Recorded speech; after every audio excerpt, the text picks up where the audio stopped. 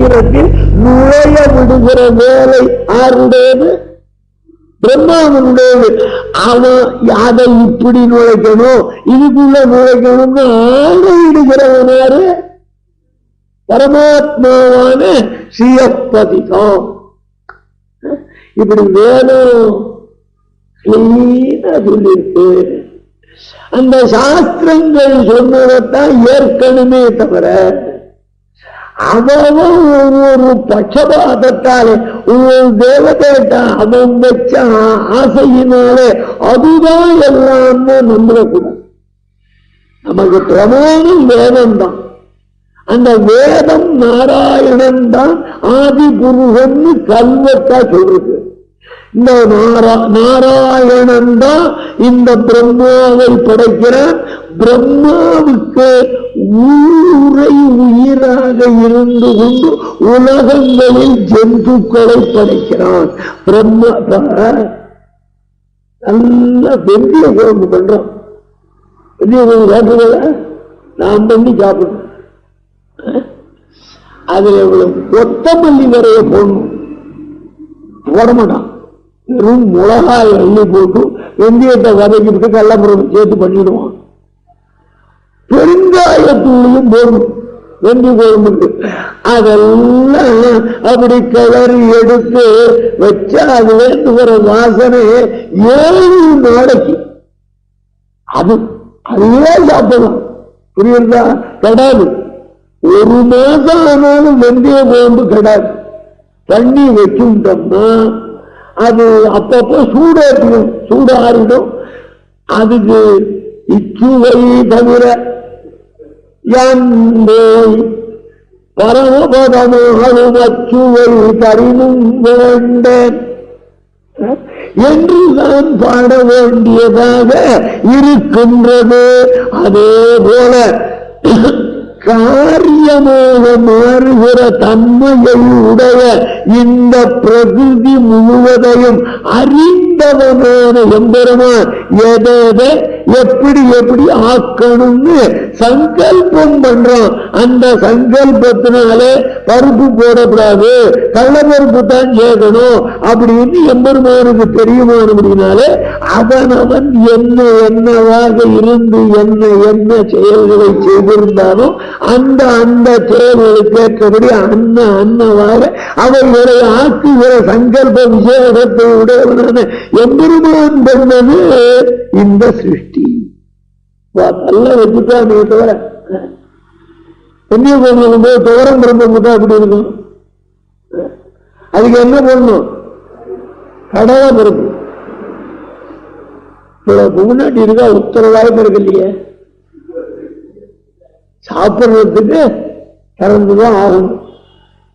எது? வாய். சரியாது இல்லை, நீர் சொல்லிட்டு இருக்கீர், சரியா சொல்றீரான்னு பார்க்கிறோம். அதனால்தான் குறுக்கிட்டு பேசல, எப்படியே இருக்கட்டும். ஆக உலகமெல்லாம் காரியம், எம்பெருமான் காரணன். அதை மறந்துட கூடாது. அப்பேற்பட்ட எம்பெருமான் என்ன பண்றான்? இப்போது என் உடம்பில வந்து தங்குகிறான். ஆழ்வாருடைய உடம்புல உலகத்தை எல்லாம் படைச்சவன் எங்க வந்து தங்கியிருக்கான்? ஆழ்வாருடைய உடம்பில வந்து இருக்கிறது ஒரு ஆனந்தம் பெருமாளுக்கு இருந்தான். இந்த வாக்கியத்தாலே என்ன அர்த்தம் பலித்ததுன்னா, காரணமாகிற நிலையிலே அறிவுடை பொருள்களான ஆன்மாக்கள், அறிவில் பொருளான பிரகிருதி, இவற்றினுடைய நிலை தனக்கு அதீனமாம்படி இருந்தவன். பகவான் இல்லைன்னு சொல்லுவோம். பிரகிருதி ஆத்மாலாம் எங்க போய் ஒடுங்கும்? அழிஞ்சுதான் போகும். பரமாத்மா இல்லைன்னா ஒடுங்க இடம் இல்லாமலே அழிஞ்சு போயிடும். ஆகையினாலே இந்த பிரகிருதி ஆத்மா இவைகளுடைய நிலை எம்பெருமான் வசப்பட்டதாக இருக்கிறது. அப்பேற்பட்ட எம்பெருமான் ஆழ்வாருடைய திருமேனியில் வசிக்காது போனால் வாழ மாட்டாதவனானான். அந்த ஆழ்வார் திருமேனியிலே அவ்வளவு ஆசை.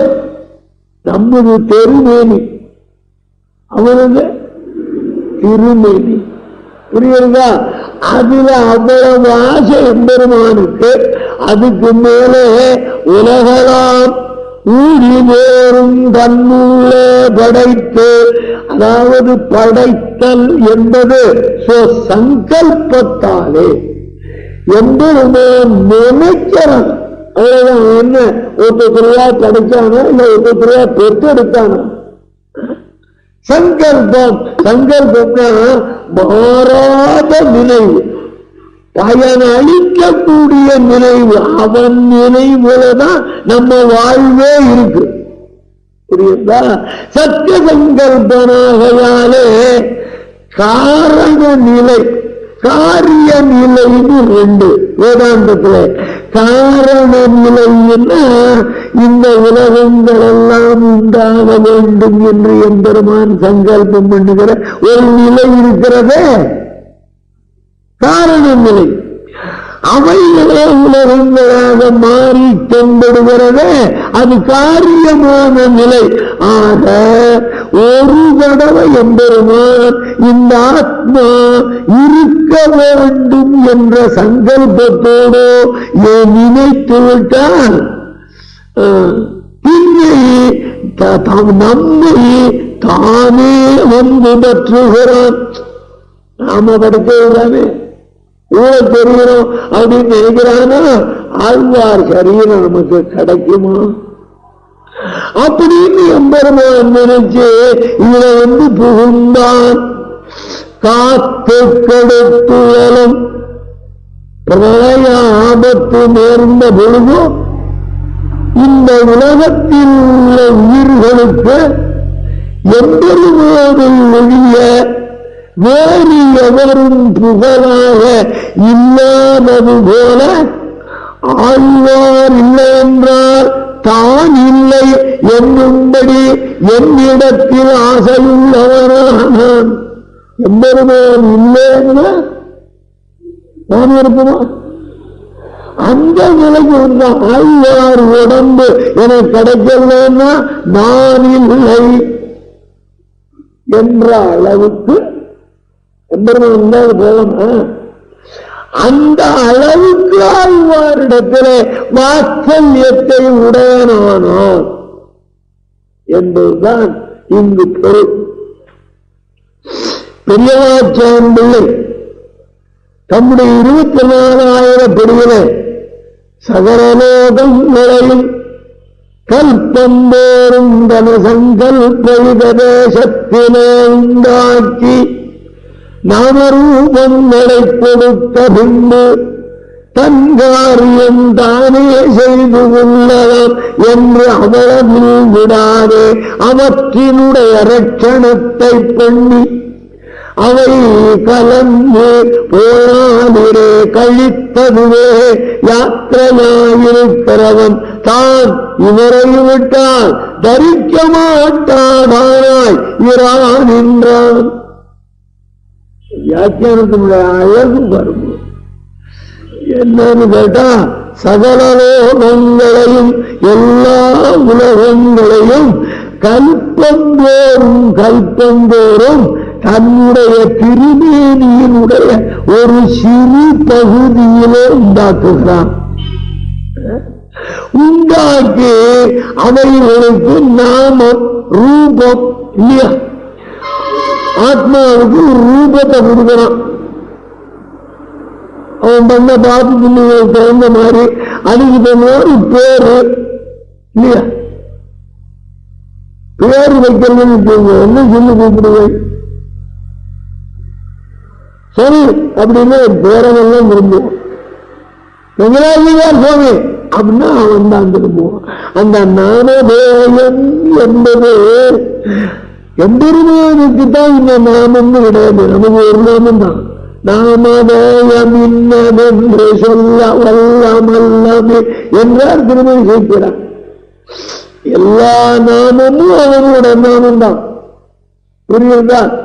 அவன் நாமத்தை தான் நாம வச்சுட்டு இருக்கவே தவிர இப்ப என்னென்னோ பேர் இருக்கிறான். இல்லி பில்லி கல்லி சொல்லி நல்ல பேரை அழகா வச்சுக்கிட்டு பூர்ணமா கும்பிடப்படாத. அம்புஜம் லட்சுமியின் பேர் திருநாம வச்சுட்டு அம்பு நீ ஜம்முன்னு இருக்கடி. அம்பு ஜம் தரித்திரம் பண்ண பாபம் வாயில வரமாட்டேங்கிறத செல்லமா கூப்பிடுறோம். பகவானுடைய நாமத்தை வச்சிருக்கோம்னு நினைச்சுட்டா அப்புறம் அங்க ஜாலியா கூப்பிடுறதுன்னு உண்டா? பூர்ணமா கூப்பிட வேண்டாமா? கிருஷ்ணன் நாமத்தை வச்சுட்டோ கிருஷ்ணன் கிருஷ்ணன் கிருஷ்ணன்னா விவசாயம் அர்த்தம், உழுகிற நிலம் அர்த்தம். எத்தனையோ இந்த திருநாமங்களை எத்தனையோ இருக்கு. அருமையான தண்டபாணின்னு பேரு. தண்டா அது வந்து சந்தேகம் தண்டம் தான். இன்னும் சில நாமங்கள்லாம் இருக்க சொன்னா அசிங்கமா இருக்கும். ஆகையினாலே இந்த ஆத்மாக்களுக்கு சரீரத்தையும் கொடுத்து நாமதேயத்தையும் தருகிறான். இவன் மனிதன், இது சிங்கம், இது ஆனை அப்படிங்கிற பேரெல்லாம் கொடுத்தது ஆறு? எம்பெருமான் தானே தவிர வேற ஒன்றும் இல்லை.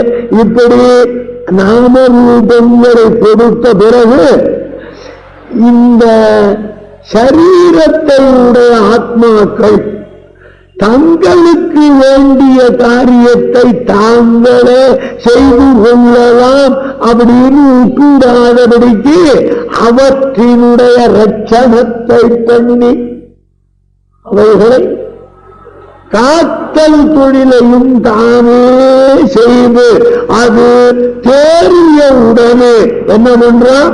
அழித்து வந்து அதையெல்லாம் முன் உருவத்துக்கே கொண்டு வந்துடுவோம். அவ்வளவுதான். அடித்தல்ல என்ன? முன் உருவம். மூளை பிரகிருதி எப்படி இருந்ததோ ஆத்மாக்கள் எப்படி இருந்தாலும் அதே மாதிரி கொண்டு வந்து இருக்கிறவன் இவ்வளவு பெரியவன் என்ன பண்ணா? இந்த ஆழ்வாரை விட்டால் தன்னால் வாழ முடியாத நிலையினான். அப்போ ஏற்பட்டவன். அப்போ ஆழ்வாருடைய பக்தி எப்பேற்பட்டது?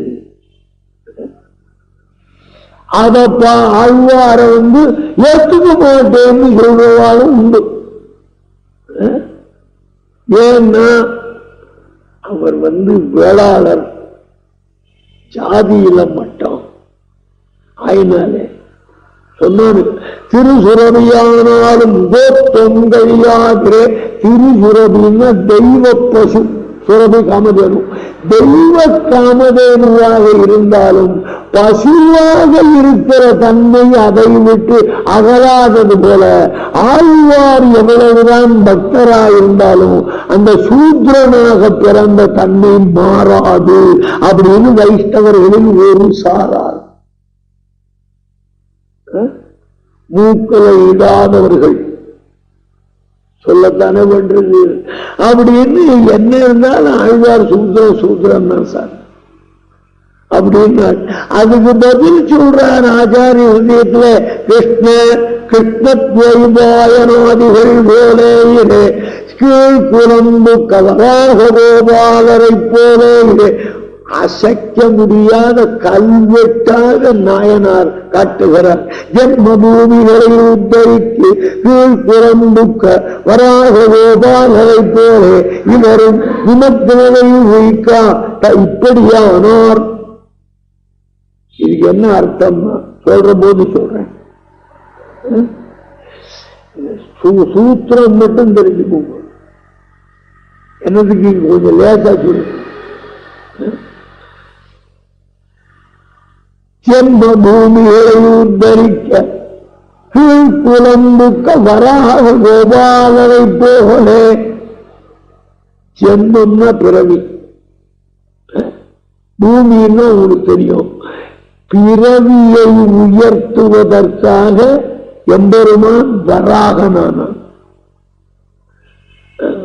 பூமியை உயர்த்துவதற்காக எம்பெருமான் வராகனானான்.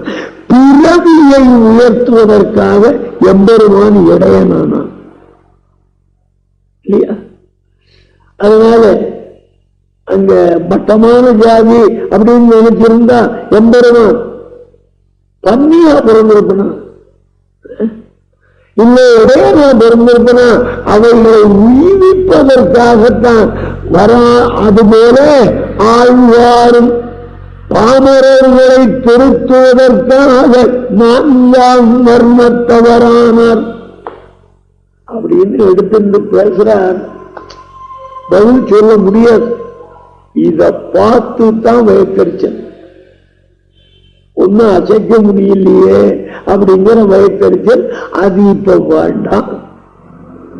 வடகலையோ தெங்கலையோ ஆழ்வார குறைவா மதிக்காமல் ஆழ்வார் தான் நமக்கு ஜீவாதுங்கிற எண்ணத்தோட இருக்கணும். அப்பதான் அவர்கள் வைஷ்ணவர்கள் ஆவார்களே தவிர இல்லைன்னா வைஷ்ணவ வேஷதாரி அவ்வளவுதான் தமிழ்ல சொல்றார் ஆழ்வார். அதனால அது ஏற்கத்தக்க சன்று. சூத்திரரா பிறந்தார், அதனால ஏற்கத்தக்க சன்று. அப்படின்னு பிரச்சாரம் நடந்தது. அதுக்குத்தான் ஆச்சாரிய வீட்டுல போய் சொல்றார், சமஸ்கிருதத்துல இருக்கிறதான் எடுத்துக்கணும், தமிழ்ல இருக்கிறத எடுக்கப்படாதுன்னா பௌத்த ஜெயின நாஸ்திக கிரந்தங்கள் சமஸ்கிருதத்துல இருக்கு, எடுத்துக்கிறியா? பிறகு மார்க்கில் சரி எழுதினவன் சூத்திரன் சார்னா பாரதத்தை தந்த வியாசன் யாரு? சத்தியவதிக்கும் பிறந்தவன். அதுக்கு ஒரு கிருஷ்ணன் கீதையை தந்தவாறு எடையன். பிறகு மார்க்கில் எடப்பைய சொன்னதுன்னு கீதையை விட்டுற வேண்டியதானே? வேண்டா பிடிக்கின்றீங்க. அதனால பிறவி பார்க்காதே.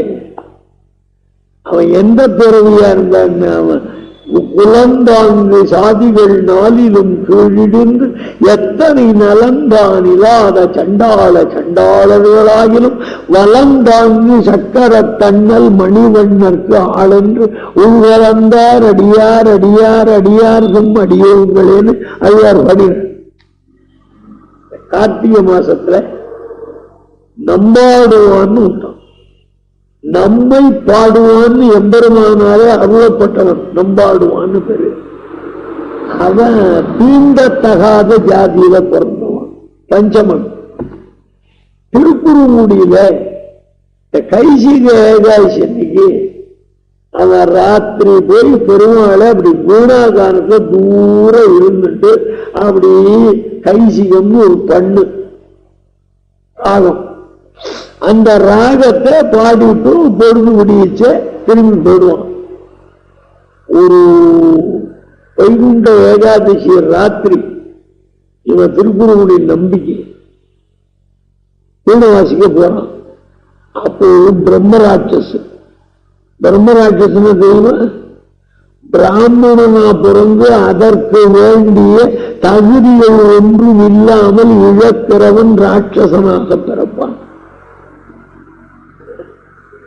நான் பிராமின் சொல்றதுனால பெருமை இல்லை, நீ வெறும் நான் பிராமின் தான். இந்த கழுத்துல ஒண்ணு போட்டு தொழில அது என்ன தூக்கு மாட்டிக்கிற வேறா?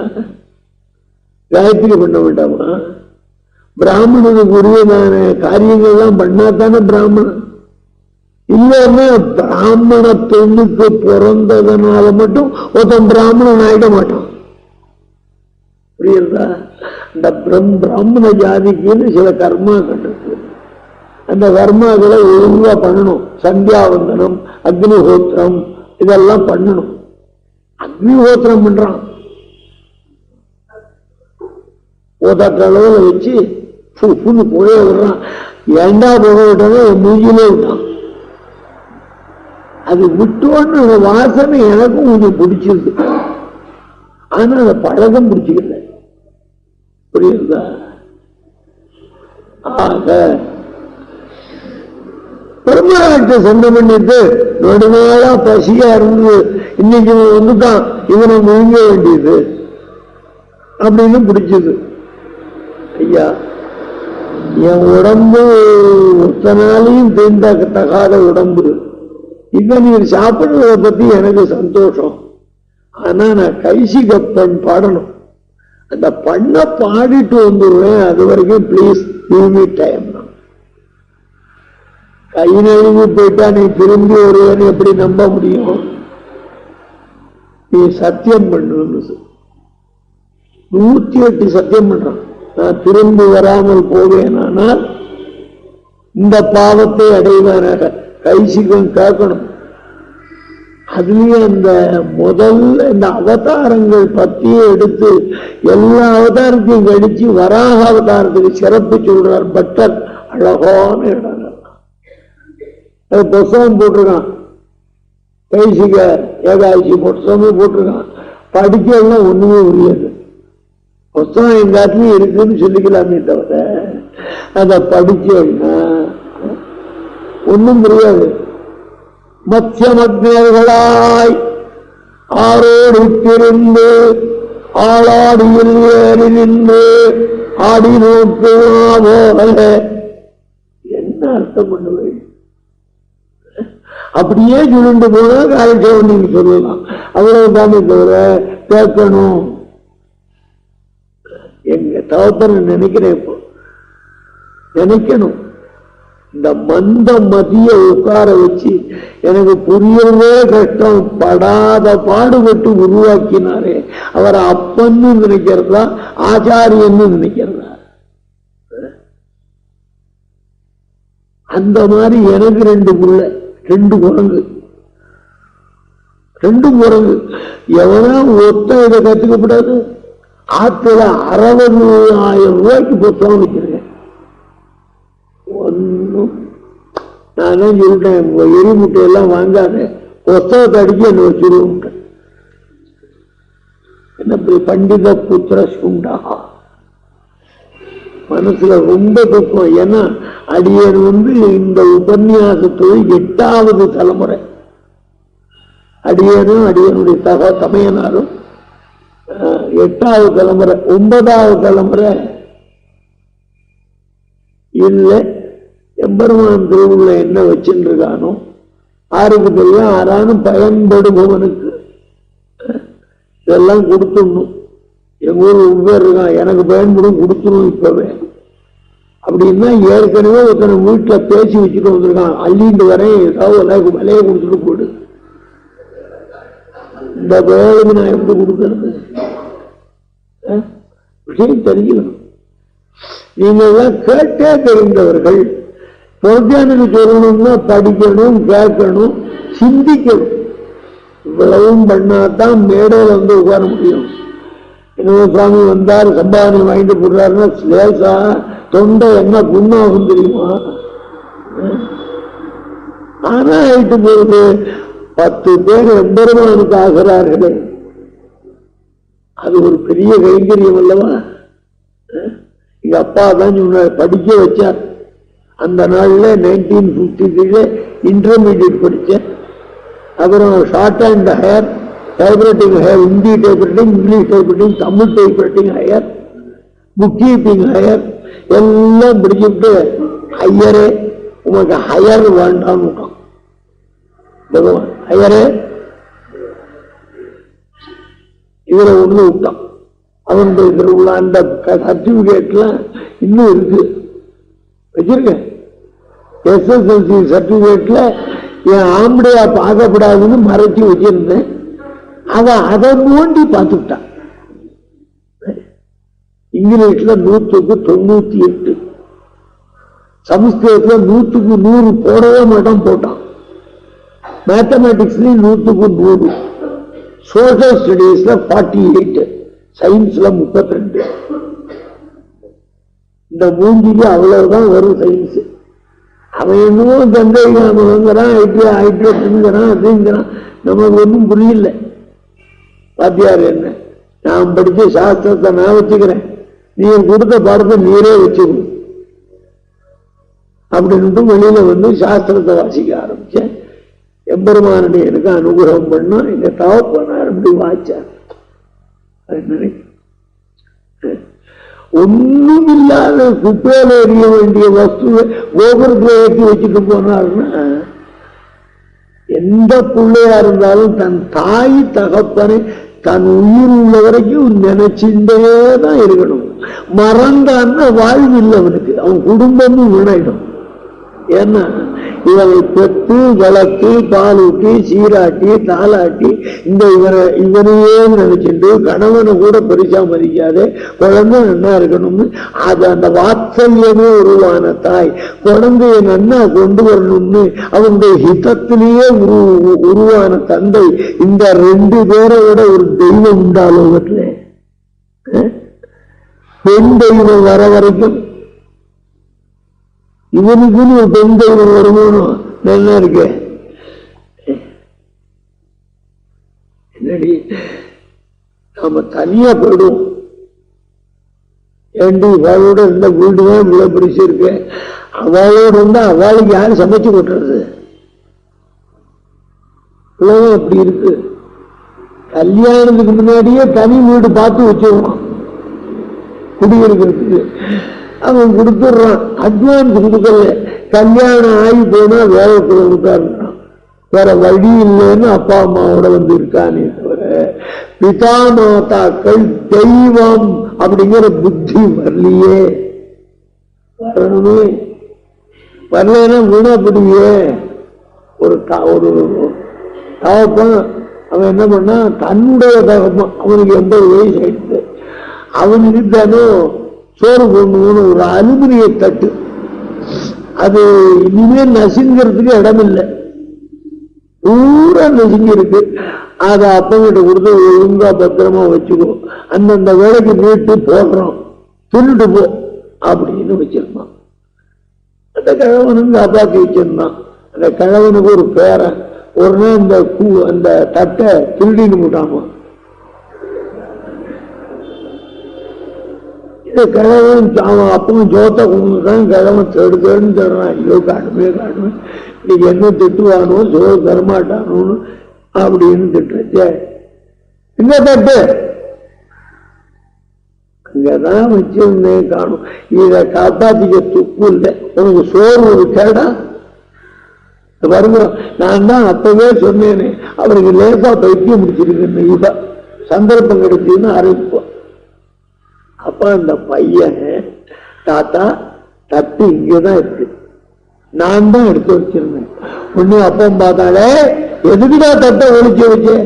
இல்ல, உனக்கு வயசாயிட்டு வருது, நானும் வாலிபனாரேன், உங்க அப்பாவுக்கு பிறகு உனக்கு சோறு போட வேண்டிய நானு, இந்த தட்டு அப்ப உனக்கு பயன்படுமேன்னு எடுத்து வச்சேன். பெரியவர்கள் நடத்தைய பார்த்துதான் சிறியவர்கள் நடந்து பழகணும். இவன் காலை சேர்த்து கூடமானா அதுக்கு புத்தி வரும், இவன் திரும்ப கல்லு கடை கூடமானா அதுவும் போகும். அவ்வளவுதான். குழந்தைகளை காப்பாற்றணும், நல்ல குணங்களை காட்டி, வீட்டுல கோபங்களை காட்டாத, அதை மனசுல அடக்கிண்டு என்ன பாக்குறக்குள்ள அந்த வழியிலேயே வந்துருவேன்னு நல்ல வழியிலேயே கொண்டு செலுத்துறவன் தகப்பன் அல்லவா. அண்ணான பார்க்கக்கூடிய தெய்வம் தாயும் தந்தையும் தானே. அதனால்தான் வேதமே எடுக்கிற வேற எதை சொல்லுது? மாத்ருதேவோ பவ பித்ருதேவோ பவன் ஃபர்ஸ்ட் இடம் மாதா பிதாக்களுக்கு தான் கொடுத்துருக்கு.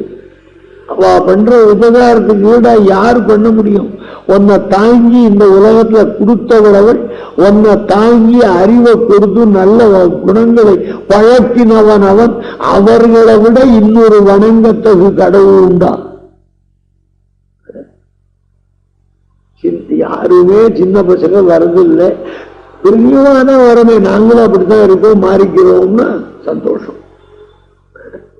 சொல்ல வேண்டியது தர்மங்களை சொல்ல வேண்டியது கடமை.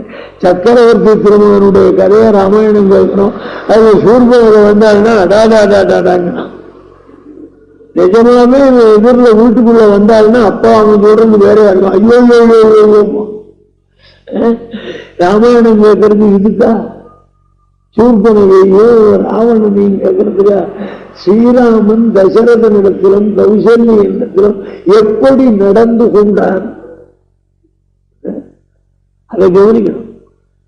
கண்ணன் பெருமான் சத்ருக்களிடத்தில் எப்படி நடந்து கொண்டான், அன்பர்களிடத்தில் எப்படி நடந்து கொண்டான், அந்த வாத்சல்ய குணத்தை கண்டு நாமும் அதை பழகுவதற்குத்தான் இந்த புராணங்கள் இதிகாசங்கள்லாம் உண்டாயிருக்கே தவிர வேற ஒன்றும் அல்ல. ராமாயணம் கேட்க 6 ரூபா. என்ன சார் எனக்கு என்ன ராமாயணம் கேட்கிற வயசாங்கிறான். 20 வயசு பையன் படா ராமாயணம் நடக்கிறது. எல்லாம் 60க்கு மேல வர வேண்டியது. இப்போ ஒன்றும் அதெல்லாம் கேட்கிற வயசு இல்லை. இப்போ எங்க போற வயசு? சினிமாவுக்கு போற வயசு அப்படிங்கிறாடே. உனக்கு 20 நினைச்சிட்டு இருக்க, 60 வரைக்கும் நீ இருப்பியோ இருக்க மாட்டியோ? என்ன ஆயுசு போட்டிருக்குன்னு யாருக்கு தெரியும்? அதுக்குள்ள நன்றே செய்வேன், நன்றும் இன்றே செய்வேன், இன்றும் இன்னே செய்வேன். நினைச்ச உடனே பண்ணிடணும். தீமையை நினைச்சா 10 நாள் யோஜனை பண்ணி பார்த்து தான் செய்யலாமா வேண்டாமான்னு முடிவெடுக்கணும். நல்லதுன்னு நினைச்ச உடனே பண்ணிடணும். ஏன்னா அதான் சொல்றான், நல்லது பண்ண நினைச்சா யமன் பக்கத்திலேயே இருக்கான்னு நினைச்சுக்கோ. எப்ப வேணா கூட்டிட்டு போவான், சீக்கிரம் பண்ணணும். கெட்டதை பண்ண நினைச்சா நல்லா யோகி உனக்கு ஆயுசு நிறைய இருக்குன்னு நினைச்சுக்கோ. எவ்வளவு சொன்னாலும் அவனவன் ஜென்ம புத்தி தான் மாறுமா? அதுக்குதான் காலட்சேபங்களை கேளு, கொஞ்சம் கொஞ்சமா மனசு மாறும், நல்ல மனமாகும்னு தான் ஏற்பாடு பண்றாளே தவிர இந்த கதையெல்லாம் உங்களுக்கு எல்லாம் தெரியாதுன்னு இருந்தாலும் ஏற்பாடு பண்ணல. குளவு கொட்ட குளவியாகவே மாறிவிடுகிறது அல்லவா? காலட்சேப சுவாமி கொட்ட நாம் எம்பெருமானுடைய அடியார்களாக முக்தர்களாக ஆகிவிடுகிறோம். அதுக்குத்தானே தவிர எங்களுக்கு எல்லாம் விஷயம் தெரியாதா? எதுக்கு வருஷம் காலட்சேபம் மறந்துடுறத? அன்னைக்கு கேட்டது அன்னைக்கே மறந்துடுறத. அந்த மறதி மட்டும் உங்களுக்கு இல்லைன்னா எங்க போறது நடக்குமா? மறந்துடுறதாலதான் எங்களை கூப்பிடுறேன், சம்பாவனையை தரேன். புரியுறதோ? அது எப்படி ஒரு தர்மம் வந்த இடத்துல சொல்ல வேண்டியது என்னுடைய கடமையானபடினால அவாவா அப்பா அம்மாட்ட எப்படி விரும்புறதோ நடந்துருங்க. நான் என்ன சொல்றது? என் பிள்ளை எல்லாம் அப்படி இல்லை, நல்லபடியா வளர்ந்துருக்கான். அப்பா முன்னால போனா ஏதாவது புரிஞ்சு வருது, வரவே இல்லை. புரியுறதோ?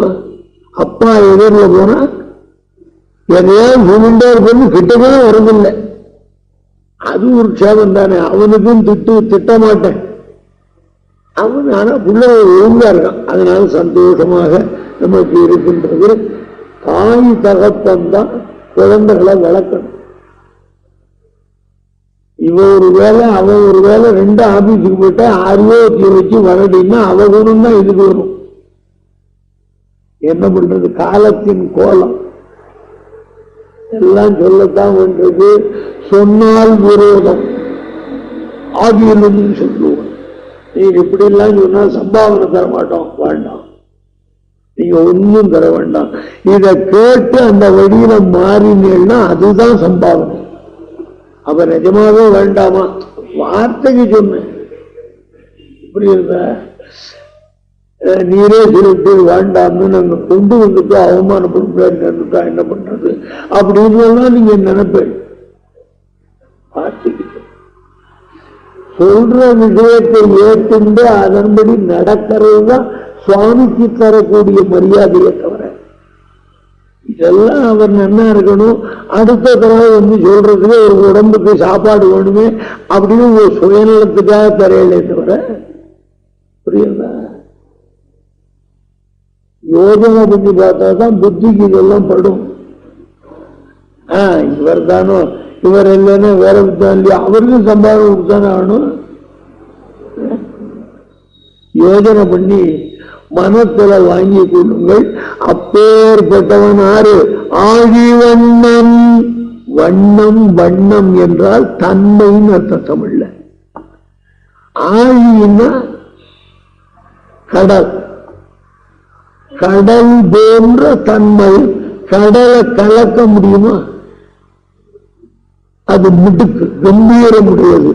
அதுபோல ஆழிவண்ணன்னா கம்பீரமான சுபாவத்தை உடையவன். அவன் ஒரு தீர்மானம் பண்ணிட்டான்னா யாராலையும் அதை அசைக்க முடியாது. அல்லது ஆழி கடல், வண்ணன் கலர், சமுத்திரத்தை போன்ற கலரை உடையவன் என்றும் அர்த்தம் பண்ணலாம். நல்ல கோட வெயில் ஆட்டுண்டவன் சாயந்தரம் சீஷோர்ல போய் அப்படி உட்கார்றான். அந்த காத்துல இவன் கஷ்டமெல்லாம் விடிஞ்சு போய் உடம்பு சுகமா பலு குறைஞ்சி இருக்கு. அது மாதிரி ஆழிவண்ணன் எம்பெருமானே நாம நெருங்கி அவன் திருவடியில வணங்கினா நம்முடைய சம்சார தாபங்கள் எல்லாம் மாறிவிடும். ஆழிவண்ணன், ஆழிவண்ணன் என் அம்மான். அப்பேற்பட்ட தன்னுடைய திருவேணி அழகை காட்டி என்னை சம்சார பிரளயத்திலிருந்து எடுத்தவன் அழ்வாரே. அந்த திருமாலிருஞ்சோலை, அந்த எம்பெருமானுக்கும் கூட காட்சிக்கு இனிமையானதாய் சிரமத்தை போக்கக்கூடியதான தேசம் எது? திருமாலிருஞ்சோலை. வாழி மனமே கைவிடேல். நெஞ்சே, நாம் சொல்லுகிற சமிருத்தி, சமிருத்தின்னா நன்மை, உனக்கு மாறாதிருக்க மனமே, இந்த தன்மையை நீ மாறுதாதே. அந்த எம்பெருமான் இப்படி நம் பக்கலிலே மேல் விழுந்து விரும்புகையாகிற வளப்பத்துக்கெல்லாம் காரணம் திருமலை, திருமாலிருஞ்சோல மலை தான். அது சந்தேகமே இல்லை. இதை ஒரு காலம் கைவிட முடியாதே, கைவிட நினையாதே, திருமாலிருஞ்சோலையை கைவிட்டுள்ளான்னு நினைக்காதே என்று தம்முடைய திருவுள்ளத்துக்கு சொன்னார் இந்த பாட்டு. அதாவது தம்முடைய நெஞ்சை குறித்து ஆழ்வாரை தந்தது அவருடைய திருமேனியாலே ஆயிருக்கும். ஆகையினாலே அந்த ஆழ்வார் திருமேனியை விடாதேன்னு பெருமாள் தன்னெஞ்சுக்கு சொல்றாங்க. முதல்ல ஆழ்வார் நெஞ்சுக்கு சொல்லிட்டேன், இதை எம்பெருமான் நெஞ்சு சொல்றதான். இந்த ஆழ்வாரை விட இனியவர் கிடையாது, அவர் வேண்டாம் வேண்டாம் விட்டுறாதீங்க. இதை விட இனிமையான பொருள் கிடைக்காது பிராணி. உடனே பெருமாள் ஆழ்வார் சொல்றார், பிராணி அப்படி நினைக்க கூடாது, இந்த பிரகிருதியினாலான தாழ்ந்த உடலை தவிர வேணும்னு நிர்பந்தம் பண்றார், கட்டாயப்படுத்துறார். உடலும் உயிரும் மந்த ஒட்டு. பெருமாளே, சரீரம் பிராணம் ரெண்டுமே என்னிடமிருந்து மங்கி போகும்படியாக அருள வேணும்னு பிரார்த்திக்கிறார். அதாவது இந்த சரீர பிரிவு இப்பவே நேர்ந்தோம், அதுக்கு அனுகிரகம் பண்ணு. இது பைத்தியம் ஏதானு கேட்குமா? பெருமாளே, இன்னொரு 100 வயசு கூட ஏண்டா பல்லு கடிக்க முடியலங்கிறிய, நான் கடிக்காதே இருந்துட்டு போறேன் ஒரு 100 வயசு கூட. உலகம் அப்படி இருக்கு. சாம்சாரிக துக்கங்களிலே உழன்றும் கூட சரீரத்தை விரும்புகின்றவனாக எல்லாரும் இருக்கின்றார்கள். அவங்க ஆழ்வார் என்ன சொல்றாருன்னா, உடலும் உயிரும் மங்க விட்டு என் சரீரம் அழிஞ்சு போறதுக்கு நீ அனுகிரகம் பண்ணு. ஏன்னா சர்வேஸ்வரன் இதுல ஆசையை வச்சுட்டான். ஆழ்வாருடைய ஆத்மாவை விட ஆழ்வாருடைய உடம்புல தானே அவனுக்கு பிரீத்தி. அப்பேற்பட்ட பரமாத்மாவுக்கு இது சதுரிசம் அண்ணு, இதை ஒழிச்சு பெற்றிருந்தான்.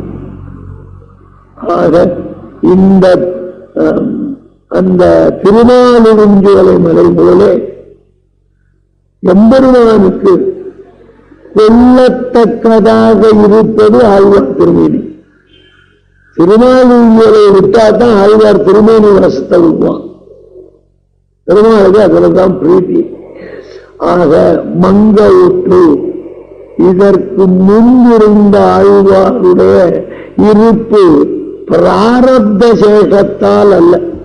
திருவாய்மொழி உயர் தொடங்கின உடனே ஆழ்வார் கூட்டி எம்பெருமானவரை கூட்டின்னு போயிடணும்.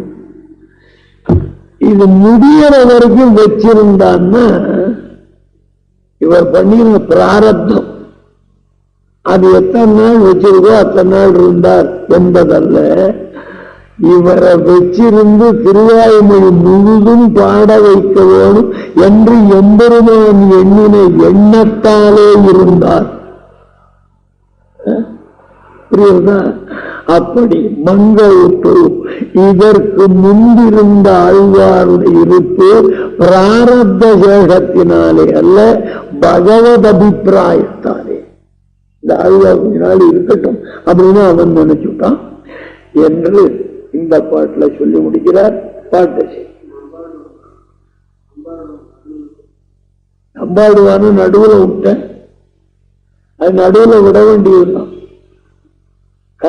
திருவாய்மொழிக்கு நடுவுல விட்டது தானே இது. நடுவுல விட்டடிக்கிறான் பாடுறாங்க.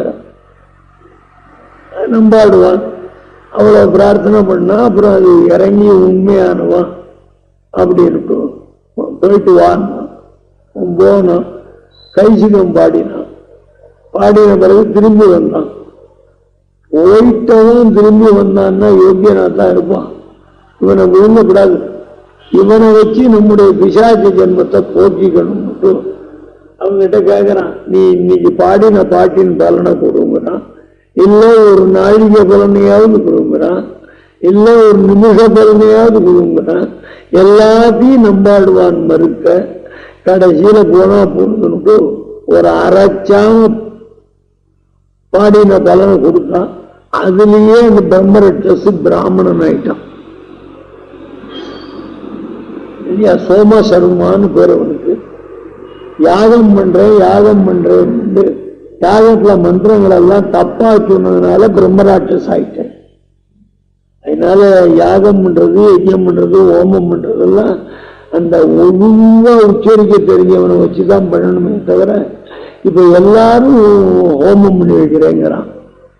பண்ணி வைக்கிறவனு அழிவான், பண்ணறவனு அழிவான். வேத சாஸ்திரங்கிறது அப்பேற்பட்டது. ஆகையினால நம்பாடுவான். இறுதியாக பெருமாள் நம்மை அங்கே வந்து பாடுவீர். இங்க பாடுங்க போறோம், பரவத்துக்கு வந்து பாடும்போது கூட்டு போயிட்டான் வராகனையினான். ஆக இப்போ இந்த பாட்டை செய். ஊழி முதல்வன் ஒருவனே என்னும் ஒருவன் உலகெல்லாம் ஊழிதோறும் தன்னுள்ளே படைத்து காத்து கெடுத்துள்ளலும் ஆழிவண்ணன் என்னம்மான் அந்தன் திருவாலூரிஞ்சோலை வாழி மனமே கைவிடேல் உடலும் உயிரும் மங்கவொட்டே ஆழ்வார் ஆண்டாள் எம்பெருமானார் ஜீயர் திருவடிகளே சரணம். 4 வருஷம் அதிகமாயிடுச்சு, மன்னிக்கும்படியாக பிரார்த்தனை.